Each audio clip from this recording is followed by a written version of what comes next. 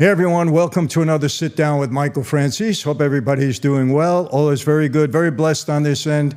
As always, I give all the praise, honor, glory, and thanksgiving to God for that. Well, as you can see, I'm in a different place, different surrounding. You don't see the canvas up on the wall. I'm actually at the compound, I would call it, of Andrew and Tristan Tate. I've been trying to get here for a long time. Some of you know I had a little issue with the passport. We got that resolved. And I've been in touch with the Tates for quite some time now. You know, I've been a big supporter of what's going on with them in Romania. And, you know, there's a lot of back and forth about this. But I am of the belief, people, that you are innocent until proven guilty. I happen to know things a little bit differently than most people online. And I'm hoping this is going to work out the way it should. And all this gets cleared up in court for both of these young men. And very excited to sit down with Andrew. You know, some people have said to me, because I've been talking about this, you know, Michael, why would you sit down with Andrew?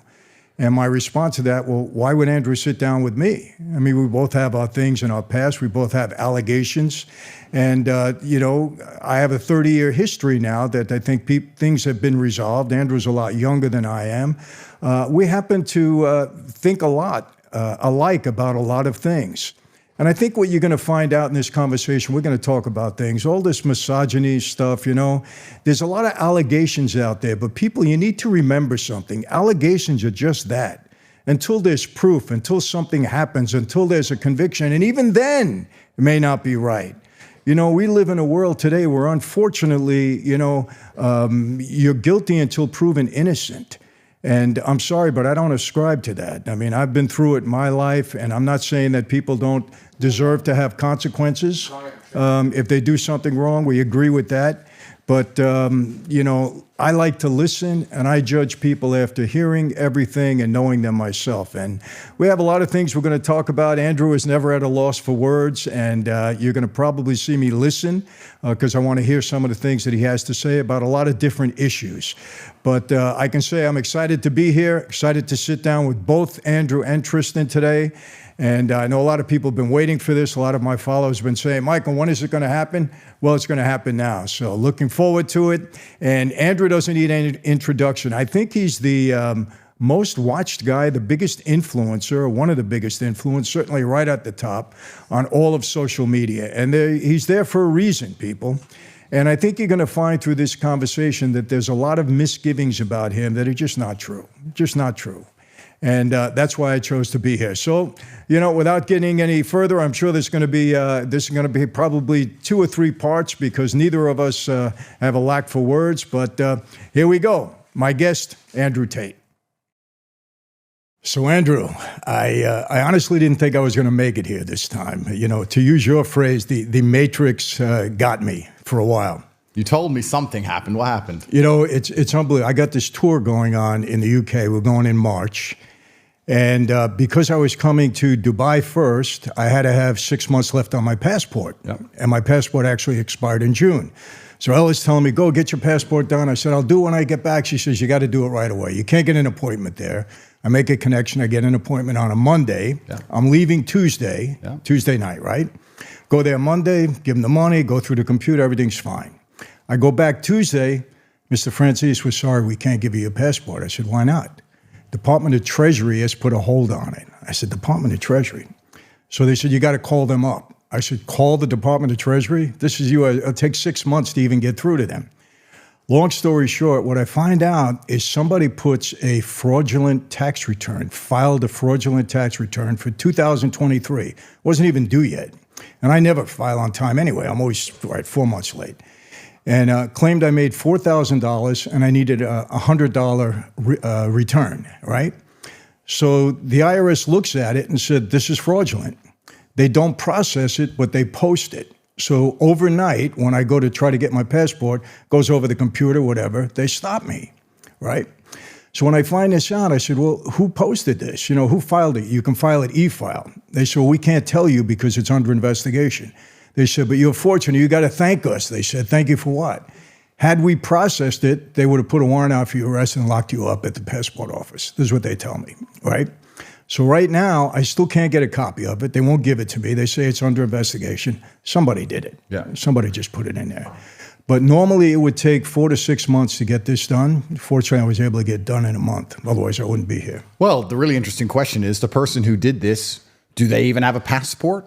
Are they even a citizen? Who knows anymore? We've entered a new era of insanity where these kind of things can happen, and we don't even know who did it. They may not have a social security number.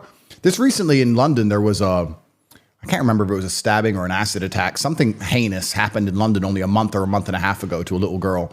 And they were talking about how they couldn't find the guy. And London has the most CCTV in the world. And as much as I believe the UK is a failed society, the Met Police are pretty good at wrapping up the violent people pretty quickly. They do respond and find them. It's unfortunate they only come after the event. You'll get stabbed. But they might catch the guy once you're dead, which is kind of nice.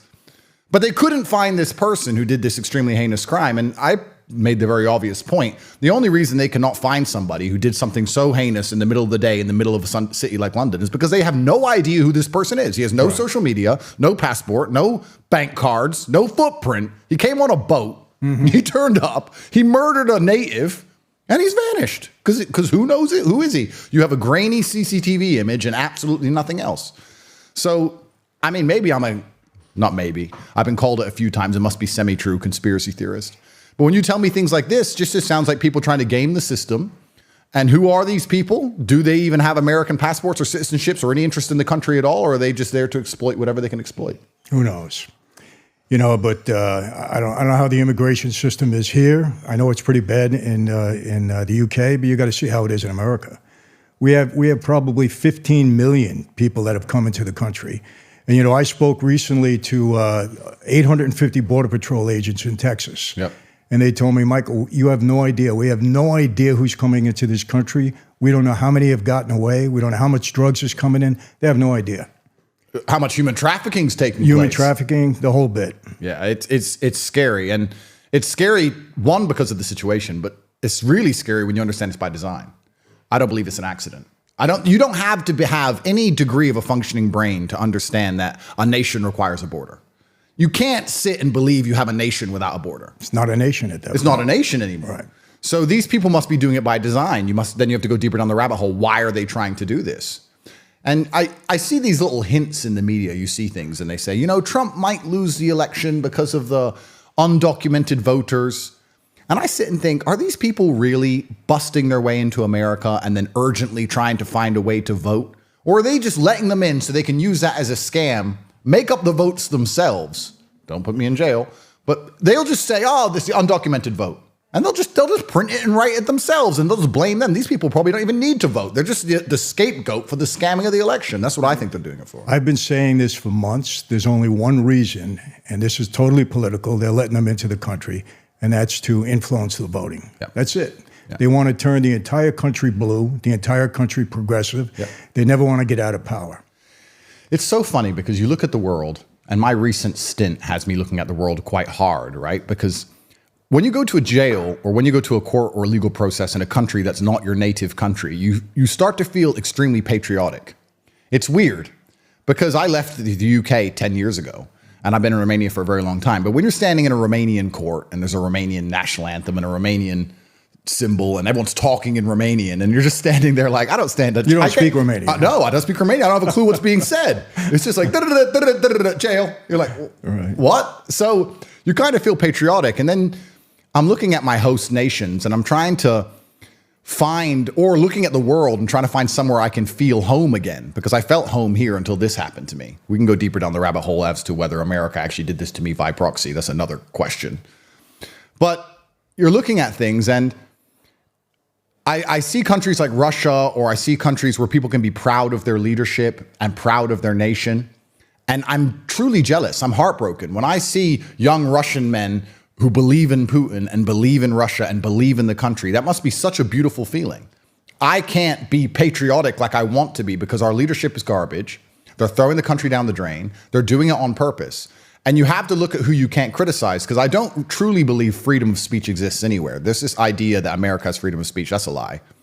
Nowhere in the world has freedom of speech. There's always a class of people you cannot criticize. You can't go to Russia and criticize Putin. You can't live in Saudi and criticize the king or Islam.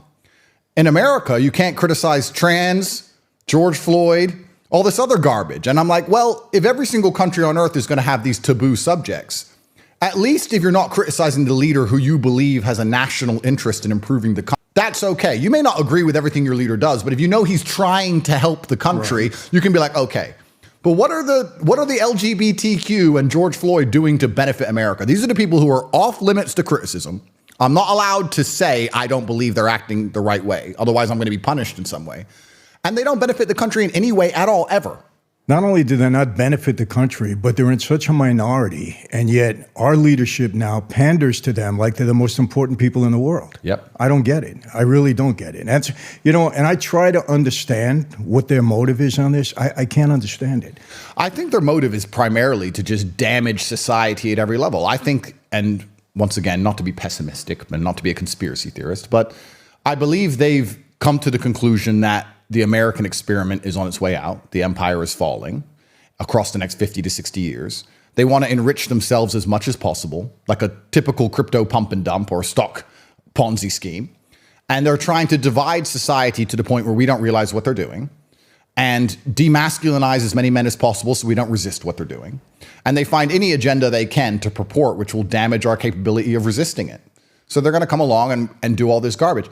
I did a podcast recently, and I was talking about trans swimmers in female sports. And we were talking about how ridiculous it all is.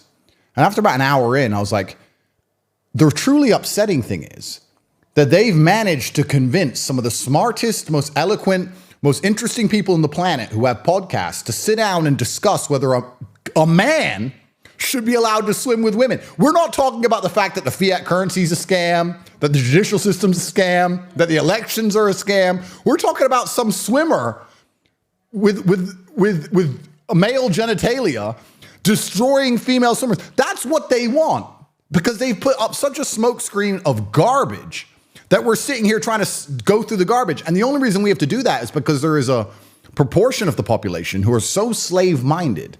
They're slave-minded. Mm-hmm. They will believe anything they are told, anything they are said. So you end up having to argue against, like you said, this very vocal minority of 15% of whoever they are who truly believe that a man with a wig is a woman. And while we do that, they just plunder until it all explodes. And it's the patriot in me is heartbroken. It really makes me sad. Well, I agree. And the hypocrisy in all of that is we have a country that's supposed to be standing strongly for women's rights. Yeah. Until you get a trans involved, and then you don't hear anything about the women anymore. Absolutely. And it's so absurd. Yep. A man cannot compete with a woman. Yep. Shouldn't compete with a woman. A woman can't compete with him in sports like that. It's a known fact, but yet they're forcing it on everybody there. And it's, what gets me, Andrew, more than anything? Listen, I was on the street. I was a gangster for 20 years. I make no bones about it. That's who I was. But that's who I was. I admit to it. Yeah. That's who I was. The hypocrisy in these people right now is what gets me more than anything. They're such frauds and they're such liars. They get up there, and you know what would get me? Politicians get up there now daily, a daily basis. They had a thing, I read an article. In 17 minutes, Biden got on the air and lied 15 times. They fact-check him. 15 lies in 17 minutes. And you talk to people about that, and they say, well, it's politics. I said, it's not politics. It's lying. Yep. If your partner lies to you once, maybe twice, third time, fourth time, you're done. 100%. These guys lie to you every single day, and you support it. You say it's politics. It's not. It's lying. And the worst part about it, they lie to the detriment of the people that they're supposed to be benefiting. Yep. And that's why I've been ranting and raving about it. I almost lost my tour in the United Kingdom because of this whole thing. I have to believe that I've been very vocal, like you, speaking up for what we think is right. Yep. And they're coming after you for it. That's the bottom line. Well, absolutely, because your ability to speak freely is directly correlated to your insignificance. Yeah. You can talk if nobody listens. Yeah. People start to listen, you have to be careful what you say. Exactly. And then they'll come along and say, oh, this is a free country. Yeah, you can say what you want. And then they'll attack you anyway if you say things they don't like. The free speech psyop. Well, it's very interesting what you said about lying in politics. I want to talk about that in a second. But the free speech psyop is interesting because America as a country is unified by two things. One is money. And two is this idea of freedom, which doesn't truly exist, I believe. But other nations may be unified by a language or a color or a flag or a national interest, whatever. But America is unified by the idea that most people believe they can get rich one day. And they're unified by this idea that they are freer than everybody else. So I think to keep this scam alive, they have to allow people to do stupid things they can't do in other places. Because you can't truly criticize from a vocal platform the leadership without getting wrecked. That's the same in every country in the world. America's no better. So to pretend they're better than a country like Saudi or Russia, they'll say, but you can change your name and put a wig on. So we're free. Yeah. So they'll allow you to do insignificant garbage, but they won't allow you to stand up and do anything that's important. And then they'll say, but we're free because look at this garbage you can do that nobody wants to do anyway, unless they're psyoped into it. It's really interesting what you said about politics and liars. That's the ultimate slave mind. When you say people go, it's politics. They've got us to a point now where we think it's perfectly acceptable and perfectly normal for the people that we hire to represent us to just lie the entire time. Exactly. And I mean, that's fraud, isn't it? I don't know. You're representing my constituency and you vote against our interests every single time. 100% fraud. 100%. Listen, and again, some people say, well, Michael, you were in the mob. I said, exactly. But I didn't pretend to be, fighting for the people. Yeah. We were fighting for ourselves at that point in time. Yeah. However, I will tell you this. We treated people better than they treat us. 100%. 100%. Our communities were safe. Our neighborhoods were safe. We didn't prey on innocent people. Yeah. These people, okay, they lie, they get on a campaign, they say this and that, and they get in the office, they totally reverse themselves to the detriment of the people that put them in office. And to me, there's nothing worse than that, Andrew. Nothing worse. I agree. And then the only way this makes sense is if you look at the political landscape and you understand who they actually work for. Because people say, why are they doing this? I hear often people say, politicians, they're just stupid. If they're so stupid, how come they're in charge of you? Yeah, they're not stupid. They're not stupid. You think they work for you. That's your confusion. You think they represent you. And you're like, why are they doing all these things? That's against my interest. Because you're not their concern. They work for somebody else. Exactly. And they're passing laws for their interest. The people who make rules to benefit the people who make the rules. They don't make the rules to benefit the common average person. I catch myself doing this. A lot of the things I talk about in the world and how I view things. And I'd really be interested in your input on this. Because I came from absolutely nothing and now I have a little bit of money. And I occasionally catch myself being elitist. Like if I meet somebody who I went to school with and we grew up in the same area and we've had the same amount of minutes of life and I managed to be monumentally successful and they can't pay their bills because they were too busy smoking weed, I don't feel sorry for them very much. I'm actually like, well, you're an idiot. You could have found a way out. You could have tried harder. There's always a way. You didn't try hard enough. And if you extrapolate that out, I'm somebody who was only poor 10 years ago. Imagine you're born into a banking dynasty. Imagine you're born into a lineage of people who have always been rich. Imagine how you're going to view the common man. Mm-hmm. They think we're cockroaches. They don't care about us. They have no concern for us on any level because they believe they're completely different. They're in a different class. They don't believe in nation states because they're globalist. They're above us in every way. They print the thing that we all slave around and run around for, money. So, of course, they have no concern for us. So when they get a politician in power and they get him to pass laws that are to our detriment, it doesn't cross their mind that that's not what they should do. For the same reason, I'll make a law or I'll make a decision in my house that will be detriment to the ants outside. I don't care. It's my house and it's their world. And this is the reality of it. And I don't know. I'm very interested in how that ties into your story with the mob and getting big and getting rich and getting famous. Did you ever get to a point where you're just like, you know what? You common people, I don't want to talk to you anymore. You get to that point. Not that you don't want to talk to them, but, listen, we have a tendency to pity people and feel sorry for people. In our country, everybody has an opportunity to do something. There's no question about it. Yeah. And you got to look at somebody's past. If, like you said, they're laying around and they're waiting for somebody to do something for them and expecting something to happen, depending upon the government, well, I don't have any pity for that. I don't. I see so many people like yourself that started with nothing and made themselves successful, but they worked hard. Yeah. And they took advantage of the system when they could, which is what you're supposed to do. So, yeah, look, it's natural. Good. I had to check myself there. No, you're okay there. And another thing I think that's getting scary about the world, which is also an interesting thing, and perhaps this is a modern thing. I don't know. But I see a lot of these crimes and a lot of things happening. And I particularly pay attention to British crime because I feel more British than American. I spend most of my time there. And you see stabbings on trains and all of these crazy things happening every single day. Shootings, and London's getting really bad. And I was talking to someone and I said, we're at the point now where you almost just have to avoid broke people. And I'm not saying that in a horrible way. I'm saying you can't get on a train because there's someone on that train who can't pay their bills and is on the edge. That's just the reality of it. You can see it. Someone bumps into them and they just pull a blade and start stabbing people. You can't walk around in crowds. You can't go where there's huge gatherings because there ends up being a murder or a stabbing or a riot. It's getting to the point where you become more elitist because you're saying, well, I just need to avoid all of the people who don't have a lot of money, and I can avoid 99.9% of the world's problems, besides the government, because then they come for you. Yeah. But it's getting that way, and I don't feel like, you'll know better than me, that the world used to be that way. The common man would be a good person, and everything was fine, and they loved their family, and they had a degree of respect. But in certain towns in England, especially now, if you try and go anywhere and people aren't affluent, they've lost all sense of morality. They just think, oh, okay, well, it just becomes a free-for-all. And it's dangerous. It's getting more and more dangerous to be around or just do a common thing or a normal thing. Public transport, malls, anything. It's getting crazy out there. Let me ask you a question. Is that, in your view, because there are no consequences for these people? I think... Or they've been minimized to a degree where they can get away with it? That's certainly part of it. But I do believe that humans are intrinsically good. And I think that as we're divided further and further down the scale, which is what's happening, we just end up finding an enemy of some kind. I believe that when you remove the homogeny of society, whether it be race, religion, anything, when you have nothing at all to unify or bind people anymore, you add on the pressure of people not being able to pay their bills.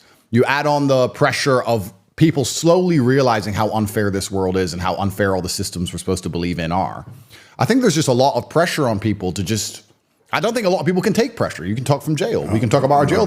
There's a lot of people who wake up and they say, let's take it this way. If you're an immigrant, let's say, and I don't know this, I'm just guessing, because I try and put myself in other people's positions, right? I try and pretend I'm them. If I was an immigrant and I grew up in a strictly Islamic country in a war zone, I'm going to be battle hardened because I've seen terrible things happen. And I'm going to have this view of the West as this utopia of beautiful women and money and all this other garbage, right? And I'm going to leave my land and I'm going to go to England and I'm going to realize that, one, I don't have really very much money. Other people may have some money, but I don't. Two, nobody really wants to give me a job because I don't have the work ethic they expect of me. Three, the women don't look at me as anything. So all these women who I have a bad view of, I view them as promiscuous because that's what I've seen in the music videos. Yeah. And I go up to them and I'm like, hey, and they're like, go away from me. That offends me. What do you mean go away? Why are you telling me to go away? Because I have this promiscuous view in my mind. You put me with 10 other guys who have no job and we stand around on the corner all day. Like, how is this going to end anything other than crime? How is this going to end any other way? Because you get to a point, especially when you tell them the punishment for what happens to them is probably better than how they lived at home. You're going to say, well, right. Get rich or die trying. And that's inside of every single man anyway. So when you add in the war zone and these other societal levels and these other psychological levels, they just don't care anymore. And how can you police that? How can you stop that? It's scary because the police come afterwards. They can't. The police come afterwards. That's the problem with all of this. Well, you know what? In America now, they don't even want the police to come. I mean, it's gotten so bad. You know, people have said to me, they had this whole movement. I don't know if you remember one. It was defunding the police. Yeah. And genius idea. You know, I said to them, I said, let me ask you a question. You know, Michael, what do you think about it? You know, you don't like the police. Just stop for a minute. Let me ask you a question. I'm on the street again, right? I'm doing what I'm doing. Rudy Giuliani, everybody knows him. He comes to me, he says, Michael, don't worry about it. You know, if we lock you up on a RICO case, you're going to get out right away. We're not going to give you any bail, no problem, you know? And don't worry about it. Maybe we'll give you a year in jail. Do you think I'm going to become a better person when I hear that, when I'm a criminal to begin with? Of course not. Yeah. When there's no consequences to your actions, you're going to go wild. Yeah. And that's what they don't understand. You need law and order. And I think you believe that also. You've got to have law and order. There's no question about it. And when we're talking about this, and Andrew, I want to be clear with people. We're saying these things because we see something going wrong and we want to fix it. You know, when I go on a rant about our government, because I see them lying and I see them doing it to the detriment of the people, and that's why I get upset, because I happen to love my country. Yep. You know, I was born and raised there. Hey, you know, I did what I did, but I understand when I went to jail, I deserved to go to jail back then. You know, different than you. Yep. I deserved it when I went to jail. But I love my country. I got 7 kids. I got 7 grandkids. I want the country to be right. Absolutely. And when I see these people doing what they're doing and destroying the United States is going down. Yep. I'm going to tell you something. If we get another 4 years of this Biden progressive stuff, we're in a lot of trouble. I think it's the last chance. It's it. I'm telling you, it's over. It's the last chance. And it's really actually a very interesting argument because I completely agree with Law and Order and I completely agree with you what you're saying. When I got out of jail, I was analyzing because I'm a very lucky person. God has blessed me with the experience of the Romanian judicial system. So I'm trying to understand other judicial systems around the world. And I was like, well, where is fair? And you start to like go down the rabbit hole a bit. Mm-hmm. And you see that there's a lot of countries that have completely different ethoses when it comes to justice. So the American idea and the British idea, the Western idea of justice is innocent until proven guilty. That's the basic idea of justice. In countries like Romania, it's more, everyone goes to jail for a while. Everybody. If you're even remotely suspected of anything, everybody goes to jail for a while. And then we'll let you out. And then in the end, unless you've really done something, you're probably going to go home. So theirs is more scattergun. It's more, you looked in a car window? Well, you didn't break in, but you're looking in, and there was a car break-in yesterday. Tough. It might be you. Yeah, that's how they work. Yeah. Now, that obviously comes with detriment because you end up in jail with a bunch of people who perhaps don't belong in jail. But then I look at the society here. We're in the poorest country in Europe. I walk around with $1 million watch. I had a $5 million Bugatti. I'd park it on the street. Women walk home alone at night. It's so ridiculously safe because everyone fears the law. So perhaps it's detrimental, yes. And when you're in the cell, you're like, why am I here? But if you're not emotional about the fact you got caught up in it and you look around, you're like, well, society does function. People always talk about Japan and say, Japan's so safe, Japan's so great, Japan's amazing. Yeah, because there's a 99% conviction rate. Yeah. You telling me that innocent people aren't going to jail with a 99% conviction rate? 100%. What's the even point of the court? The court doesn't exist. You turn up, I did that, yeah, jail. Yeah, jail. Same what happened to me. I went there and I said, TikTok, how can you human traffic someone on TikTok? TikTok doesn't even make money. Yeah, jail. They don't care.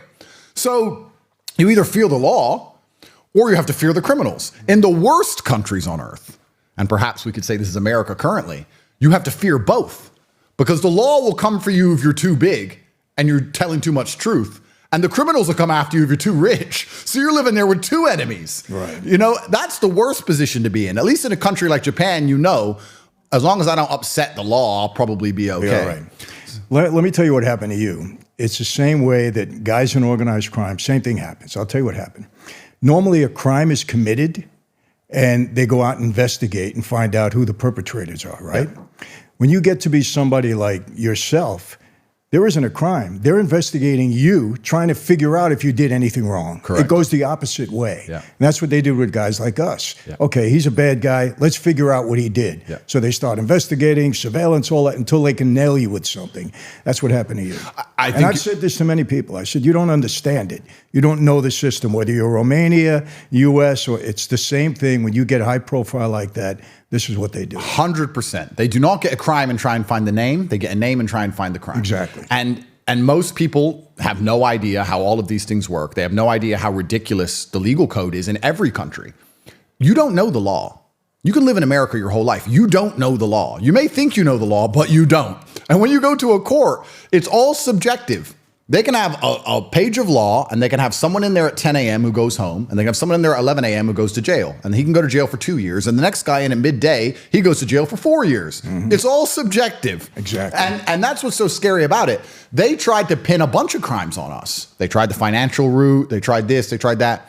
They ended up going for what they went for because it's actually very uniquely human trafficking is one of the only crimes in the world where the victim can say they're not a victim.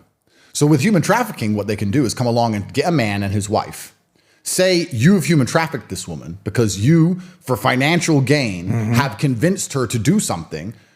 And with me, it's the lover boy method. By being nice, not by physical coercion, not by beating. They're not even saying that. They're saying he used nice words to convince this girl to do something for financial gain, which I guess is every single employee boss relationship in the world. Yeah. Then when I say I didn't do it, when the girl herself says she didn't do it, they can still, the state can come after you. So you have a victim defending me defending myself, both of us on the same side of the stand, and the state trying to wreck you anyway, no matter what the victim says. Human trafficking is a unique crime in that regard. Yeah. And I guess they're doing it because they're saying that women can be brainwashed or whatever. I don't know how they came up with this idea.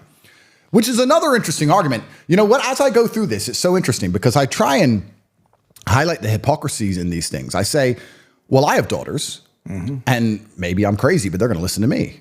And I'm going to have a big influence in their life. But we're now living in society in the West where we're saying women shouldn't have to listen to their fathers.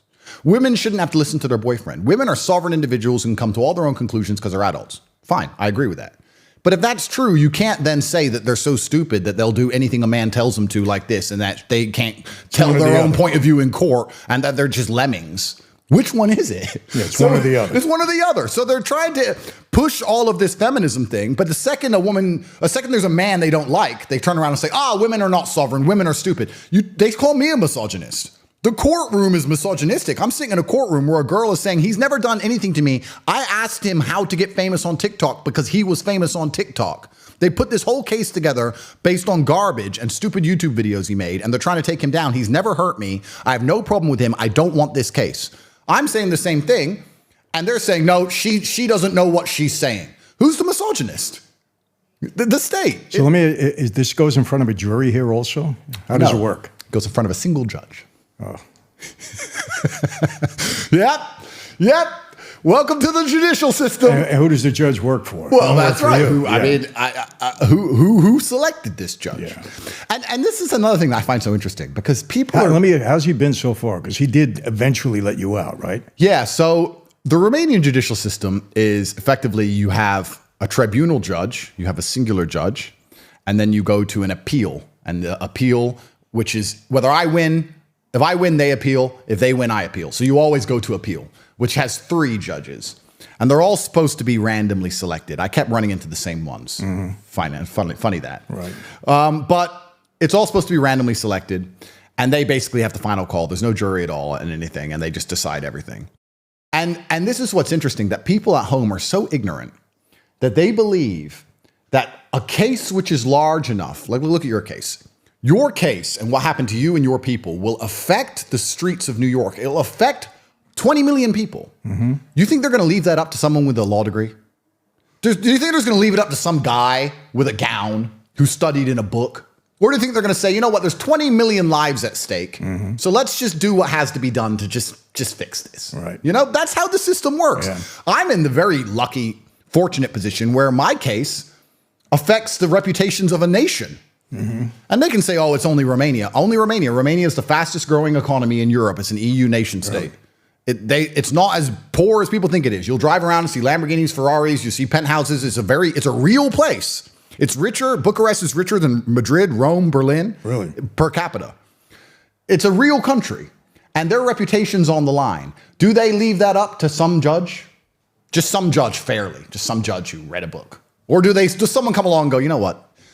Even if he didn't do it, just say guilty, just a couple years. We're going to look bad if he walks. Right. We're going to look bad if he walks.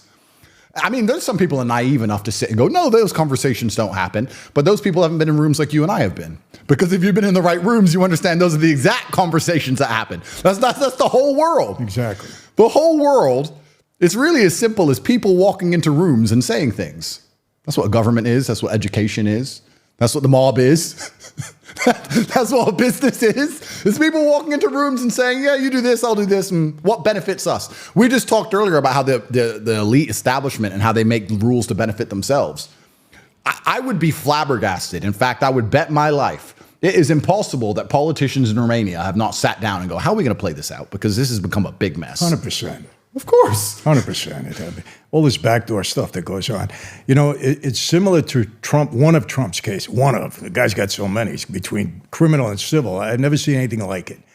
But, you know, he sat in a civil case where he was supposedly defrauded a bank, and the bankers got on the witness stand and said, he paid us every single penny. Yep. He paid us faster than the loan was due, yep. and we would lend him money again. Yep.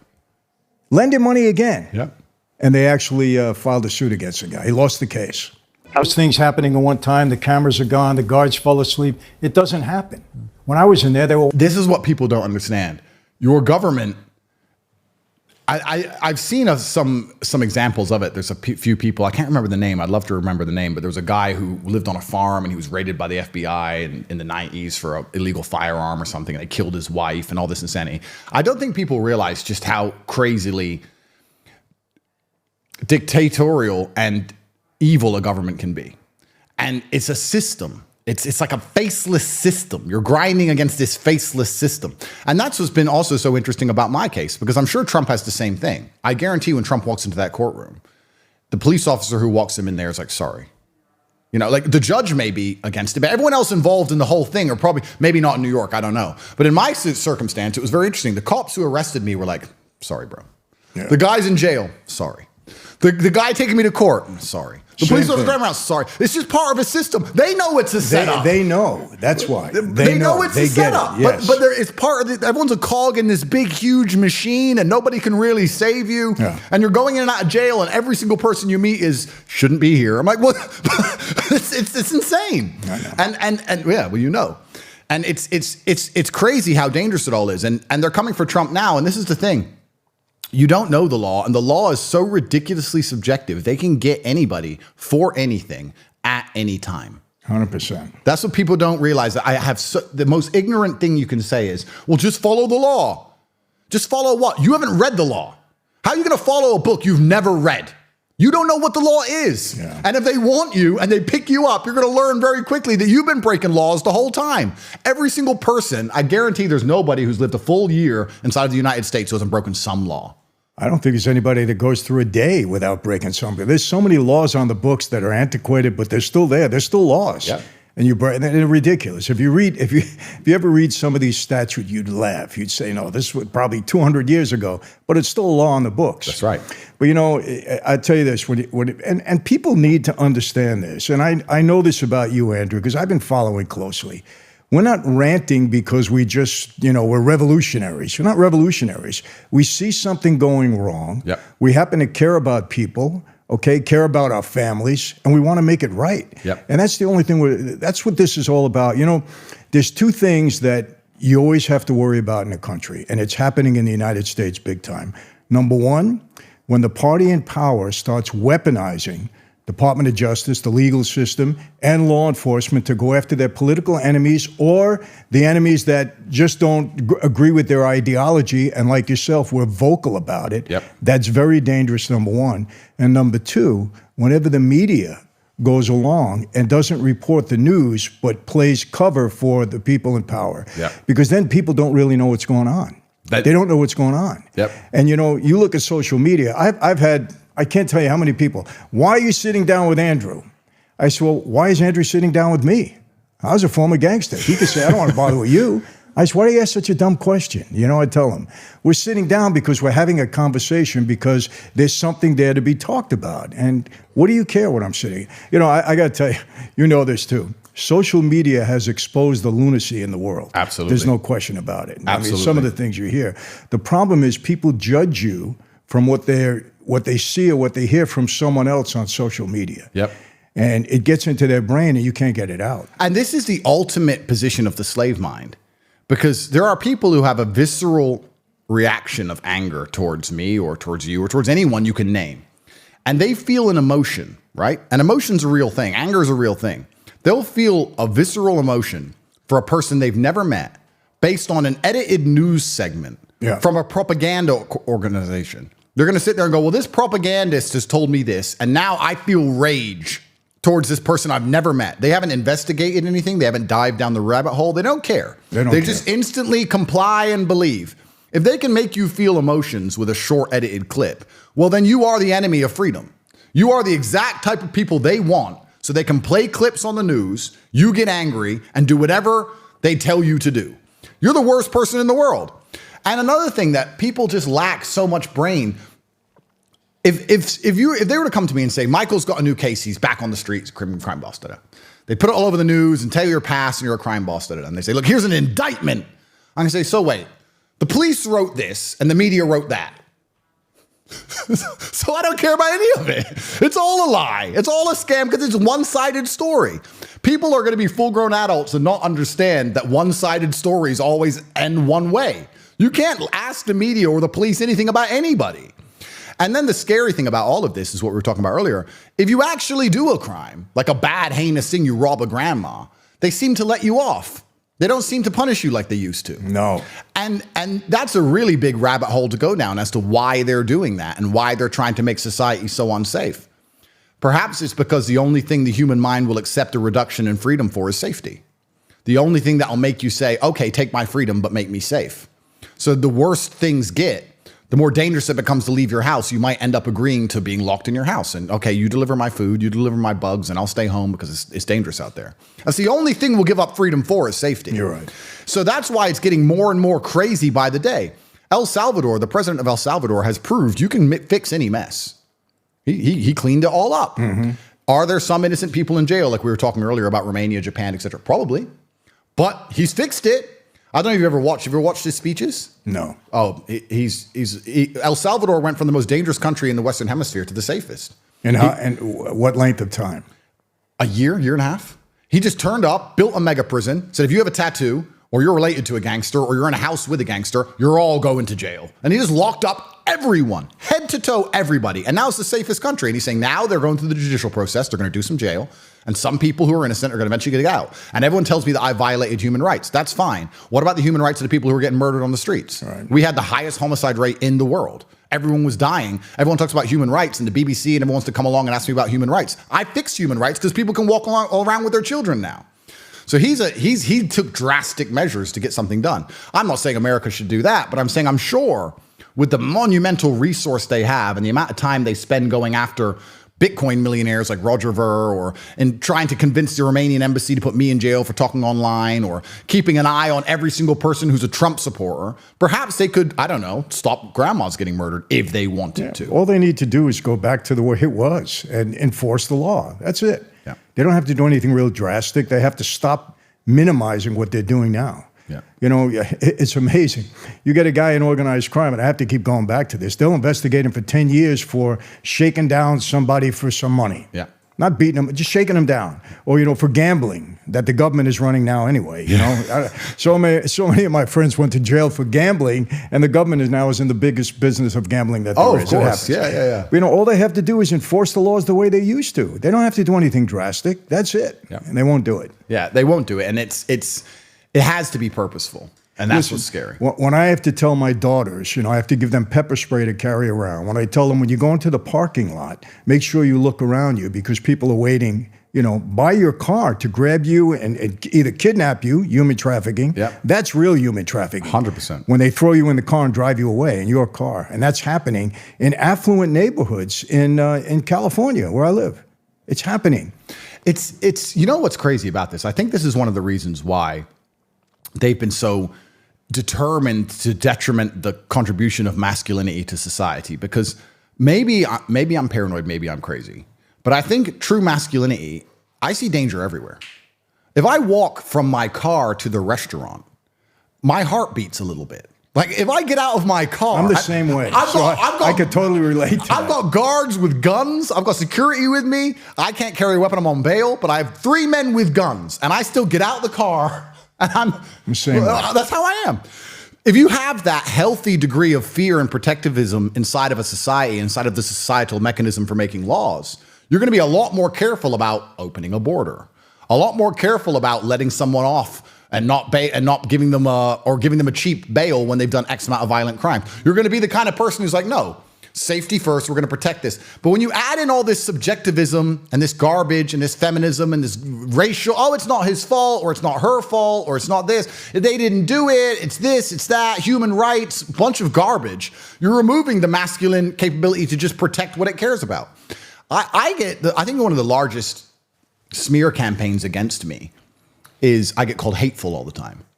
The BBC who hate me. The BBC hate me. They're the propaganda arm of the British government, and the British members of parliament stand around in parliament. It's the only time I watch those clowns. Mm-hmm. And they sit around talking about me. Andrew Tate's the worst thing that ever happened to this country. Not the stabbing, not the drugs, not the open borders. No, Andrew Tate said go to the gym. He's worth a 2-hour conversation. Only time I've watched them clowns in a long time. Mm-hmm. So the BBC is after me, right? And they say, Andrew, there's hateful ideologies. There's no such thing as a hateful ideology if you love something.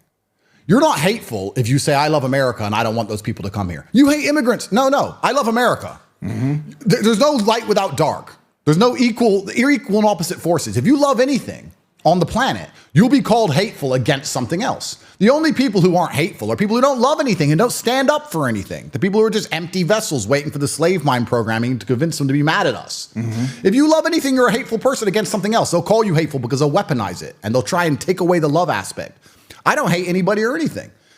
I think it was with Piers when I said that my girlfriend doesn't work. It's like, why don't you want her to work? I said, she can work if she wants, but she doesn't have to. Why? Because I'm rich. You're a misogynist. How does it make me a misogynist? I'm a misogynist. She's in Chanel and getting a facial. I love her and I take care of her. But that's it. No, I hate women now. This is how they spin the narrative. No, it's insane. I'm going to tell you what's going on. There is a thought process out there now that if you're telling a man to be a man, and we can talk about the qualities of manhood, that it's demeaning to women. Yeah. And I said, no. If you're telling a man to be a man and teaching him how, that's a benefit to women. Absolutely. And they don't get it. People don't get it. It's like you're taking a woman's rights away by being her man. Yeah. You know, look, I'm married 39 years, yesterday actually, 39 years. Congratulations. Thank you. And my wife could work if she wants to. Do I want her to? No, I don't want her to work. She doesn't have to work. I don't want her to work. Yeah. But if she wanted to and she's real, okay, you can work. You know, she does all my video work, so she works for me. Yeah. You know, I just don't want anybody else telling her what to do. That's just how I feel. 100%. It's my wife. Yeah. I don't want another man or anybody else telling her what to do. Yeah. Okay, is that a misogynist? Most people would say yes. Yeah. But why? There's a large proportion of the population who would try and say you're a bad person. Yeah, why? And they do this because they're pitting us against each other. That's why they're trying to attack masculinity to the point where they will say, if you're remotely masculine, you are harming and hurting women, which of course is false. But they try and keep the genders divided. That's what they want to do, because genders being united, when you're two different parts of a perfect whole, that's the basis of society in the first place. We can talk about government, we can talk about all these things, but it starts with a man loving a woman, having a child. And then they decide to buy a house.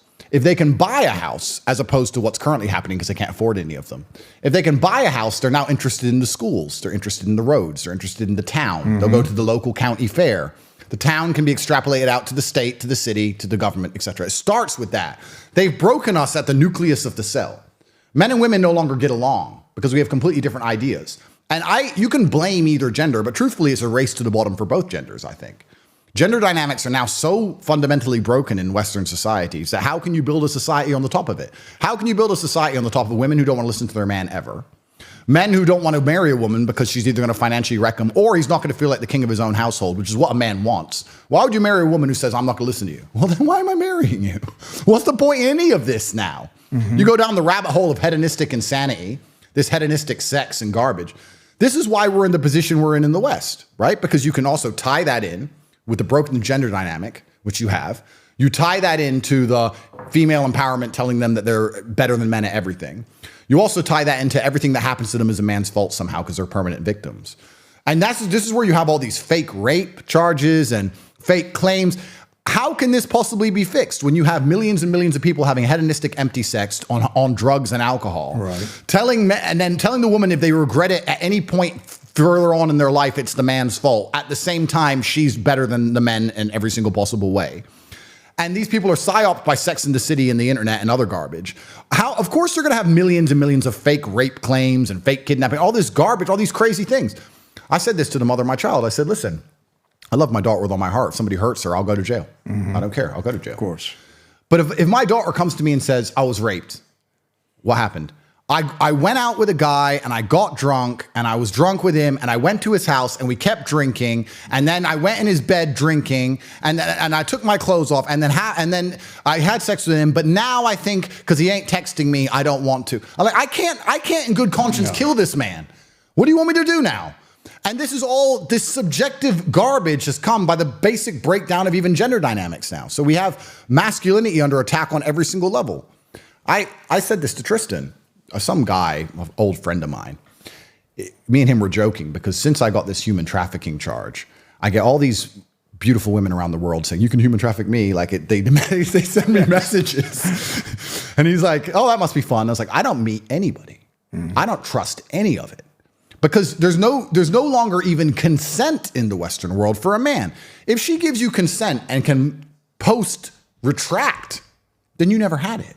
Right. So you can't even have relations now if you're famous, really. It's gotten to that point. It's gone to that point where she can go, yeah, we're in love, we're doing that. And you can be together for 3 whole months and enjoy each other's company for 3 months and be together every single night.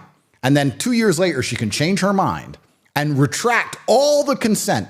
And okay, will you be found guilty or not? Well, that depends on the evidence in your phone and her phone. Yeah. But you're still going to need a lawyer. You're still going to go to court. Go through the you're whole still going to get system. arrested. You're going to be punished by the process. So you can't even have consent in the West in any regard anymore. So how can you even have familiar relationships when you can't even have consent? And that makes men of certain status extremely scared. I also think, this is a pretty elaborate conspiracy theory, but I'm interested in your thoughts. I think another reason the Western world is so riddled, the leadership, the elites, is so riddled with this insanity and this disgusting pedophilia and all these satanic rituals. Because I don't think in other countries they have the issues with the things we're talking about. If you're a Russian billionaire, you have your 4 girlfriends or whatever, and nobody cares. It is what it is. You're a rich guy, you have your girlfriends, that is what it is. We have these elites in Western world who know that they can't ever truly have consent from a woman, or they don't want to be seen with a woman or whatever, and they go to these private meetings. What do we say? The world's just people going to rooms and talking to each other, and they say, hey, there's an island where you can have fun and nobody will know. Mm-hmm. And don't worry about the consent thing. We've got it under control. It's this island. You know, they're beautiful, they're younger. And they end up going down this rabbit hole because they don't have any, because society is now so broken, you can't even be a rich man and just have a girlfriend. You can't even have a girlfriend. They'll take your money. They'll wreck you. They'll come out in the press. They'll accuse you. You go to court. These have got to be linked, these two different scenarios. I mean, they've schooled women to do that now. Oh, yeah, to take men out. Yeah, and you know, I have 5 daughters, Andrew, and I tell them, listen, okay, they're very independent, every single one of them, okay? But I tell them, listen, you get a guy, if number one, he can't support you, he can't protect you, and you don't look up to him like he's somebody special and respect him, what are you doing with him? 100%. You know, now some people think, well, what do you mean? You know, I'm a woman, I can take care of myself. Well, yeah, you can take care of yourself, but that has nothing to do with what I just said. Yeah. You know, you want a man to be a man. Yeah. It's not demeaning to you. It's not saying that he's better than you. He's a man. He's different. He has a different role in life. Absolutely. And people can't accept it. That's misogyny. That's being misogynistic to certain people. Oh, completely. I don't have to rely on a man. Well, why not? What's wrong with that? It's so interesting because I have sons and daughters, and they're being raised in such different ways. But my son is having a hard life because life's hard, right? Right. I walk past him. He's 3. I push him over. He gets up. It's like, that's life, son.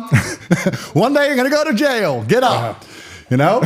But my daughters are princesses. Right. Like my daughter's 3 and she's saying, I only want to fly private and all this garbage, right? She's at 3. She's a nightmare. But I'm doing this on purpose because when she gets to a certain age, I'm going to say, look, the gravy train ends the second you get a man. Mm-hmm. So you've lived a very nice life. You have all the things you want and you have your bags and your cars and your private jets and you're very, very rich. But the second you get a boyfriend, the gravy train ends. If he can't pay for what you're used to, that's your decision. And you can't go back. You have to make a good call now because I'll take care of you until another man comes. Then it's his job. You better make sure he has my kind of budgets because you're used to a certain lifestyle. This is my plan. I have the same thing, and she's standing right over there. That's the plan. Same thing. Yeah, because the son is a completely different. You know, they're from different mothers, and it's kind of unfair because the mother of my son's like, if I had a girl, my life would be so much easier because they're on jets and stuff, and you're like, I don't want him on a jet. No, I don't want him on a jet. No, I don't want him on a jet. I want him to stand in line. Right. And it's amazing how different the upbringings between the two can be, and how my upbringing was. I often try and talk about how my dad raised me. And in the modern world, people will say, oh, that's crazy. That's abusive. He was nuts. I really believe I had the best dad on the planet. I don't regret a single time I had my ass whooped. I don't regret it ever. I probably deserved it. If I think back, I deserved it. And it's crazy to me that we built the whole world with discipline in children. We built the whole world with it. The pyramids were built when kids couldn't talk back to parents. The Napoleonic Wars, Mozart, the cathedrals, every single thing you see that was created less than 30 years ago, more than 30 years ago, was created with discipline in children. And now we're coming along saying, oh, you can't discipline a child. Oh, no, you can't tell them to be quiet and sit down. Right. My dad used to say this all the time. He had a saying. He said, I don't negotiate with children.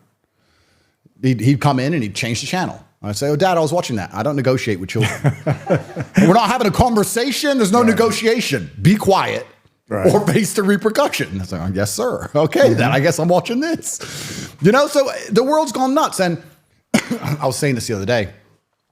I saw something on TV about mental illness because I think a lot of the mental illness is overprescribed. And I'm not talking about PTSD and even when I got out of jail, I had nightmares. Romanian jail is a unique experience.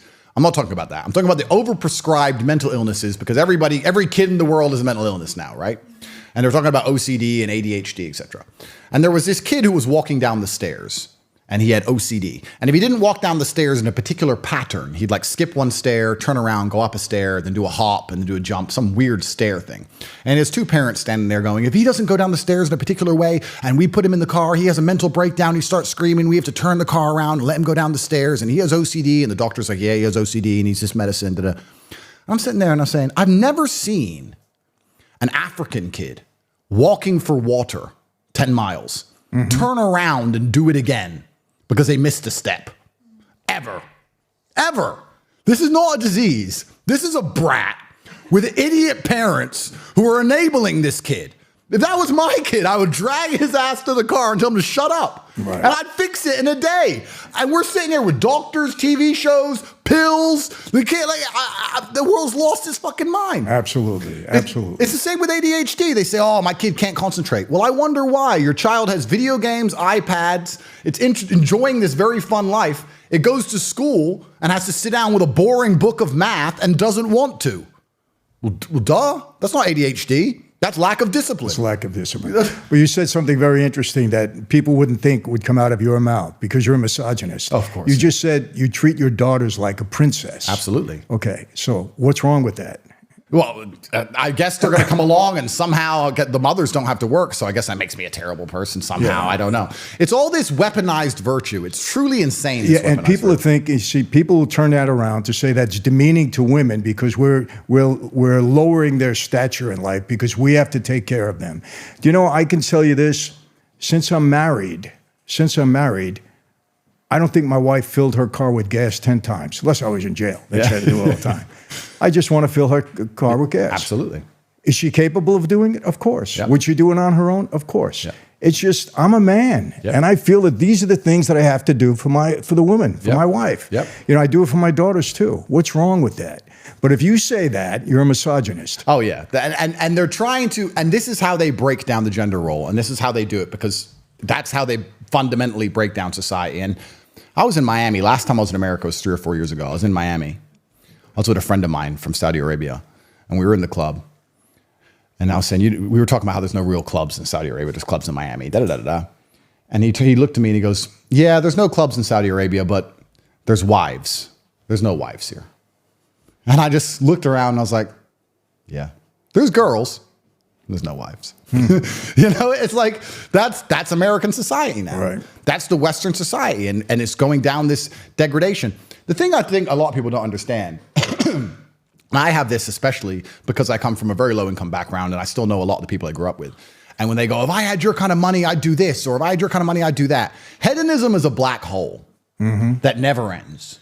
You can only get so drunk so many times until you want to take a drug, and you do that so many times until you want to do both at the same time or whatever. You end up on a pedo island, whatever it is. Hedonism is a spiral to nowhere. Right. True happiness in life is actually doing, I believe, and this is where we can talk about masculinity. I feel happiest when I do the things I'm supposed to do because I'm supposed to do them. Just as you said, putting gas in the car. Putting gas in my woman's car will make me feel happier than doing something insane or garbage. Maybe I've become boring in my old age. I think I'm not quite as old as you, but I'm getting there. But now you're half my age.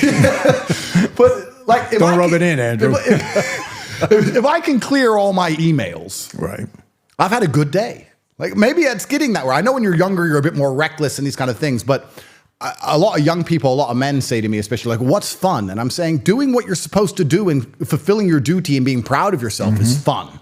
That's the only fun you need. You don't need the fun of trying to chase all this garbage and this hedonism and this black hole. That doesn't lead anywhere. Did you do that for a while? For a while, yeah, certainly. So did I. You have to. Yeah. Until you get to a point where you realize, okay, this is never going to end. Am I going to continue to go down this path, or am I going to turn around and just skip it all? Right.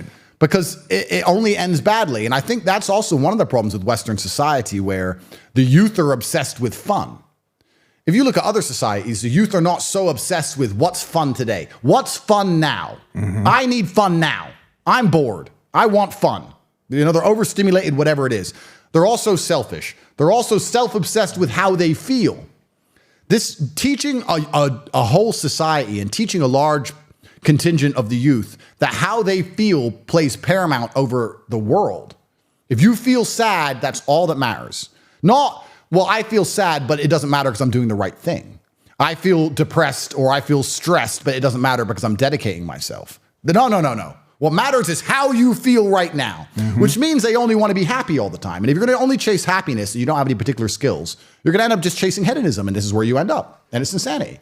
I think one of the largest tenets of masculinity for the largest period of human time is ignoring how you feel and doing what you're supposed to do because you're supposed to do it. We feel things, but jobs must be done, whether we are happy or sad. And this is also disappearing from the world. I'm stressed probably 6 days a week. I'm pissed off 6 days a week, but things need to be done. Right. So you just have to do them. And when you have a whole contingent of the youth obsessed with only being happy, I think this is one of the largest reasons they can psyop them so easily into doing insanity. And I guess it never used to be that way. No, it was never that way. Without getting into the cause, I don't know if you know what's going on in the United States. A lot of protesting going on at universities. Yeah. Without getting into the cause, these kids are protesting, okay, breaking into the building, staying there, and then demanding that food be brought into them, of course, blankets be brought into them. And I'm saying, are these kids so entitled that they think they can, protest and wreck the school for other people that can't get to class, and then they're demanding food and blankets and all these crazy things? I'm saying this world has gone upside down. Yeah, it wouldn't last in most other places. And the closer that, it's actually interesting because I think humans, or maybe this is just me coping, maybe this is cope, but I think we're designed to struggle a bit, because the closer you are to struggle, the more sensible you are. And gender roles all fix themselves in struggle, right? If you have 10 men and 10 women and they crash on a deserted island, the men do the man stuff, the women do the woman stuff. There's no discussion about gender roles because you're going to die. Right. So the men have to go hunting. The women are going to try and sew a blanket, whatever, because we're going to die now. Right. So we don't have time to talk about whose job's what. Right. Also, if you meet somebody who's had a hard life, they seem to be pretty wise. Yes. It's difficult to find someone who's had a hard life who's a total idiot. When you speak to these liberals or these morons, they've had very easy, soft lives. So I think humans are supposed to struggle a bit. Absolutely. And in the Western world, it's the age-old adage. I know it's overused, but hard times create good men create good times, and the good times create a bunch of weaklings, and they mess everything up. Yeah, it goes to a point, and then it goes the opposite. It goes the opposite way. Yeah. These people have had too easy lives for too long. And you can apply this to nearly any of the societal ills that apply to the Western world. People have had it too easy for too long, and none of them know any struggle at all. I mean, I don't know about you, to be honest with you. Like I can almost crash my car 10 times. And I only slow down when I hit the tree. This is how I am. Like, I think that inside of the human psyche, sometimes you need to be shocked. You need to be hammered with something. That's just how it goes. Because until then, you're like, maybe I'll keep it in mind. Yeah, well, I got away with it. Keep going. Yeah. But when you finally learn your lesson, right? But there's a lot of these people out there who aren't being taught any lessons at all, and they're going to destroy society en masse because they have never had any kind of difficulty in their life. And what is life without difficulty in the first place? What is life? What is the point of life without difficulty?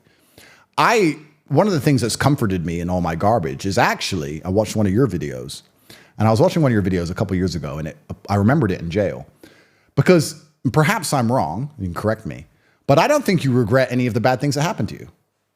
Not at all. Because it makes you who you are. Yeah, not at all. So when people say, Andrew, what are you going to do if they lock you up for 10 years in Rehovot, the worst jail in Europe? I'm going to say, well, that's going to be a story. That's going to be fun. Maybe I'm crazy. Let me ask you a question. How much time are you facing if all this nonsense goes down? 8 to 10. 8 to 10. And what do you do on that? Yeah. So 8 to 10 years in Romania, that'd probably be around 5 or 6 years. It's like 2/3. And Rehovot jail is the worst jail in Europe. So it's overpopulated, and Romanian jail is interesting because I wouldn't actually say it's as violent as a Western jail. Perhaps I'm wrong, but you see the Western jails is very race segregated, and there's drugs and there's violence. State jails, yeah. State jails. But Romania doesn't have that because everyone's Romanian. So there's not really a race problem. And they don't really have a problem with foreigners in general. And they know me and my brother inside out. So they know exactly who we are. And we're accepted as one of them. So that's not a problem. The problem with Romanian jail is two things. Is that one, there's a lot of mental illness because they don't have a segregation between mental illness and crime in poorer countries. The poorer a country is, the closer it is to your weird jail. They don't have time to deal with the other side of it all. It's very expensive and it's very complicated. It's just jail. It's just jail. Yeah. You did this, but you're mentally ill. I don't care. You did it, jail. Right. So you have a lot of mental illness, and then there's a lot of problem with just the general cleanliness. These jails were built in the communist era. They're infected with cockroaches. They've never been fumigated in any way. There's insects. There's bed bugs. It's filthy. This is the big problem with it, was the filth. If it wasn't so filthy, it wouldn't be so bad. But this was what bothered me the most, is finding cockroaches in your food and this kind of thing. But then if I had to choose, would I choose a more violent scenario to avoid the filth? I don't know. If you get stabbed, you're going to wish you didn't. I mean, I slept pretty good in there. People knew who I was, and people had a degree of respect. Were you segregated most of the time? Your own cell? Or? At the beginning, it was me and my brother. We were in separate cells with other people, but then eventually they put us in together because they tapped our cells. So they put us in together to try and find out and get us talking. And then it became a little bit easier. But I'm looking at 8 to 10 years, but maybe I'm nuts. Maybe I'm nuts. But in a world where everyone's chasing comfort and I'm chasing challenges, I really do think that would be it'll be a story. I mean, if I don't go to, I'm going to try my very best to not go to jail and I'm innocent. Fine, of course. And maybe this is cope. I'm just talking out loud so people can understand my thought process. If you were to ask me in 5 years from now, let's say I catch 3 years bid, or I don't. 5 years from now, what did you do? I flew around in private jets. I went to Italy. I went to Dubai. I drove my fast cars and blah, blah, blah, blah. If I go to jail, the story's different. Maybe I'm crazy. I don't know. Maybe I'm nuts. But the story's different, but I don't think you need to tell that one. and I'm not wishing for it to happen. Yeah. I'm just trying to explain to people who don't understand why I'm not afraid. Because I know that retrospectively, I won't regret it. At the time, I may suffer. Right. I may suffer for a while afterwards. But I like to think, and I hope you can confirm this for me, that you wake up one day and you think back on it and go, yeah, I'm kind of glad that happened. Yeah, well, honestly, I spent 29 months in solitary out of my 8 years. Wow. And it was probably the best thing that happened to me. Yeah, I mean that, Andrew. Best thing that happened to me, because things became very clear. When you're in isolation and you're alone, you can go either way. You could either go crazy, like I saw a lot of guys do, and I don't demean them, because isolation is tough. Those lights go out at night. Sometimes guys can't handle it. You saw a lot of bad stuff. I get it. It's tough. I'm dead set against isolation for young people. They're young. It's going to be tough for them to survive. But I came out of there a lot clearer on who I wanted to be and what I wanted to do. And so that time worked for me. You got to make it work for you. You could go either way. Of course. And for me, it worked. Yeah, and I guess perhaps that's just a general mindset in general. Like if life gives you lemons, make lemonade, right? I mean, there's two ways you can do it. I also think we're talking about the tenets of masculinity. I think one of the core tenets of masculinity, and me personally, I blame myself for everything. Everything's my fault. It's my fault. If I go to jail, even though I'm innocent, it's still my fault. I ran my mouth on the internet. It's my fault. I could have learned Romanian and defended myself better in court. I didn't. It's my fault. I got to tell you something. I say this all the time. Okay, people ask me, Michael, what's some of your secrets? I said, some of my secrets. One of my main secrets is this: everything that goes wrong in my life, I take full responsibility for. 100%. Because number one, if it was somebody else that did it, I should have known better. I should have seen it. I should have not let it happen. When you do, that's a man, Andrew. When you can take everything on yourself so that the next time you don't make it happen, it's such a benefit. And people don't get it. Oh, you know, this guy did me wrong. He did. Why did you let him do you wrong? 100%. My fault. I should have seen it. I'm smart enough. I should have known this. I've been through this. If you always take responsibility yourself, you're 100% better in life. You can't learn lessons if you're blaming everybody else for what happens to you. Exactly. That's another thing I tell you. I just cannot stand about our president. The guy never cops to anything. Everything is somebody else's fault. It's this, it's that. It wasn't my fault. I did everything right. These are all, I just can't take that in somebody. Even with my kids, my son. Well, Dad, it wasn't my fault. Yes, it was. Yes, it was. Even if it wasn't, it's your fault. Because that's how you learn and prevent it. Right. And if you have that mentality, it also makes you stronger mentally, I think, to deal with the difficult things in life. Because if you go to jail and you believe, and you were set up, and a lot of people have, and you're like, oh, the system's wrong, this is wrong, this person lied, I'm a victim, poor me. I don't think that's the right position of strength. I think I think you go into jail and go, okay, that's all garbage. Yes, it's a matrix attack, X, Y, Z. However, I could have done this, this, and this, and now it's my chance to do this, this, and this, so I don't waste the next few years of my life. And I'm going to come out and I'm going to do my very best to be the person I know I can be. And it gives you a degree of fearlessness. Yeah. It gives you a degree of fearlessness. And that's probably one of the largest problems with society today, is that a lot of men have become cowards. They're afraid to talk. Even us, we talk, it gets us in trouble, right? But every time they mess with us, they damage themselves. One of the overviews, one of the contingents to holding power is that people have to trust you with it. Power, the only guarantee of power, someone said this to me once, and I keep saying it, I love it. The only guarantee of power is that one day you're going to lose it. If you have power over a woman and she listens to every word you say, one day she'll stop listening. Might be the same in the mob world. You control the streets. One day you just don't control that street anymore.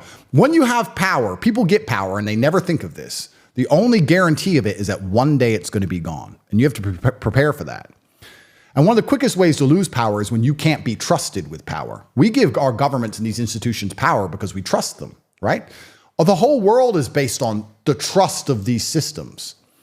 As soon as people stop trusting them, they can't do their job anymore. So every single time they do some two-tier policing garbage, every single time they attack somebody purely for their views, like Trump, like you, like I, we're like a poison frog, and they eat us. And they teach us a lesson, and we do some jail. That's fine. But they get a little bit of poison in them because they instill distrust amongst the populace.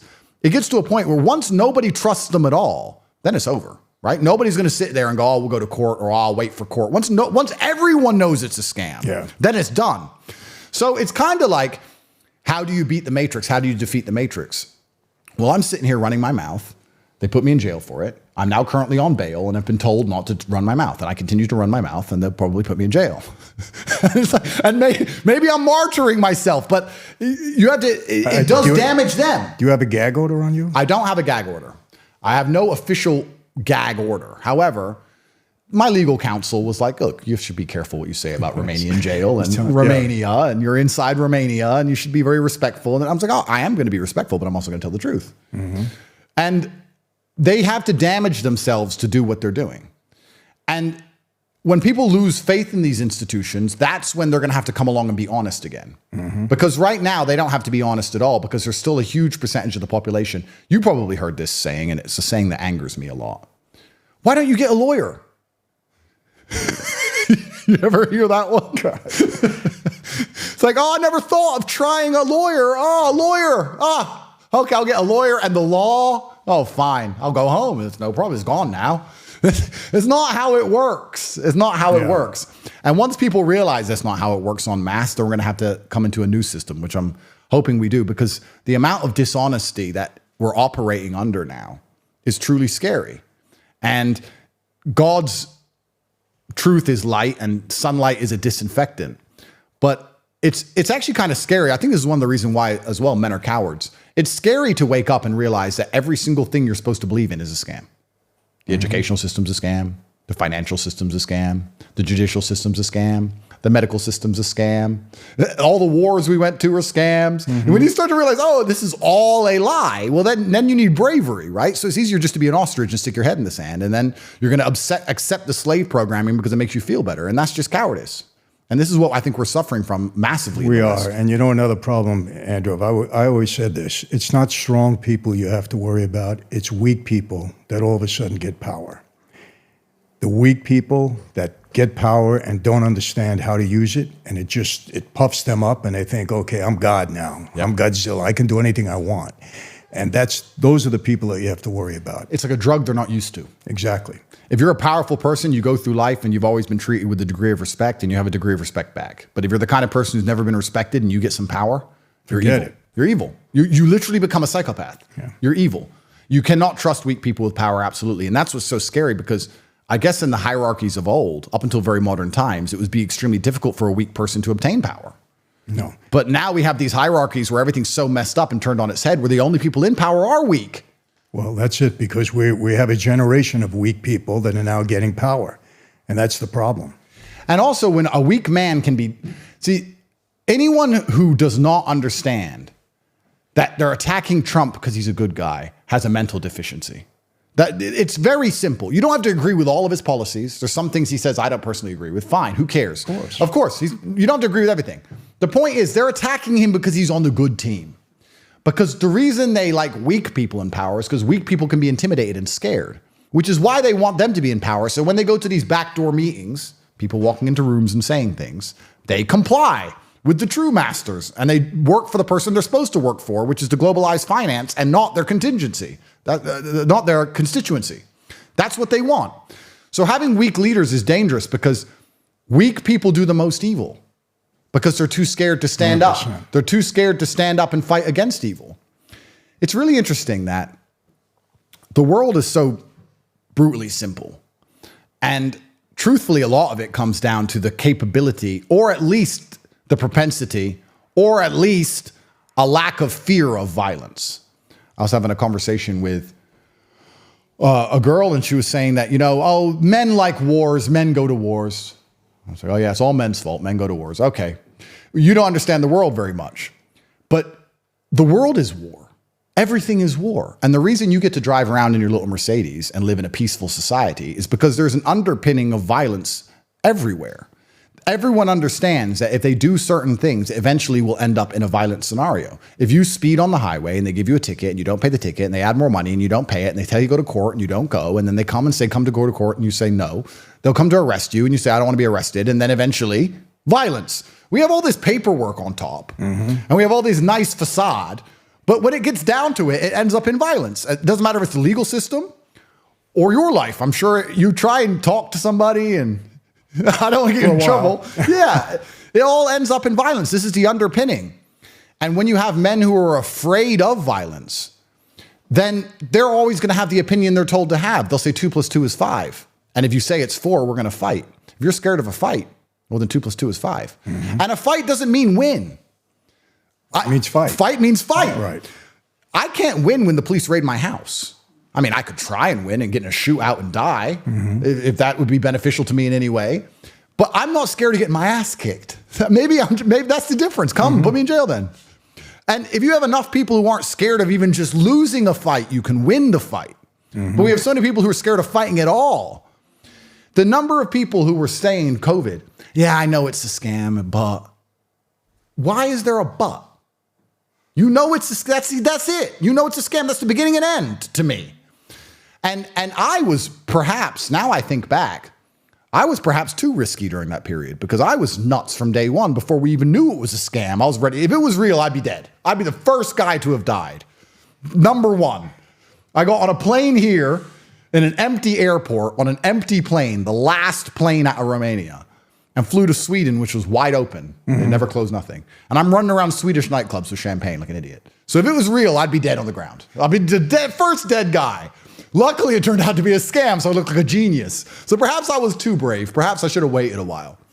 But for 3 years, they got away with that because a bunch of people were like, yeah, but I don't want to lose my job, or I don't want to get in trouble, or what if the police knock on my door, or what if?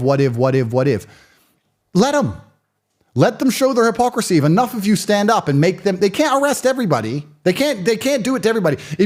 There has to come a point in society where you sit and say, we know this is garbage. And this is what's actually most scary about America now, because I think America this year is going to be it's going to go down in history as a pivotal point in the empire of America, because empires rise and empires fall. They brutalized the January 6ers.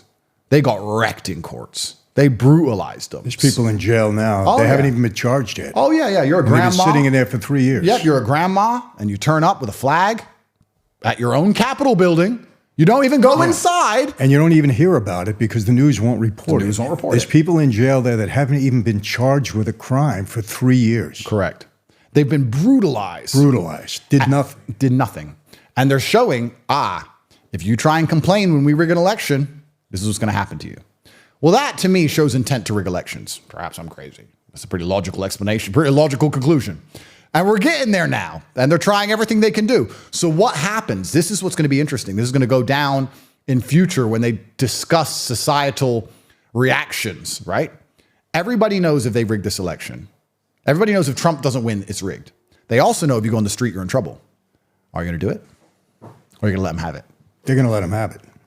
And that's the end of the American empire. That's right. And this is it. The cowardice is all they need. They've done their bit. They've shown their lesson. And there's not enough people who say, fuck it, lock me up. You can't lock us all up. You can't lock up 1 million of us. People are too scared. So they're going to go away. They're going to get it. And then you know what you're going to see? Now, this is going to break my heart. You're going to see a whole bunch of tough talk on Twitter. From bunch of words.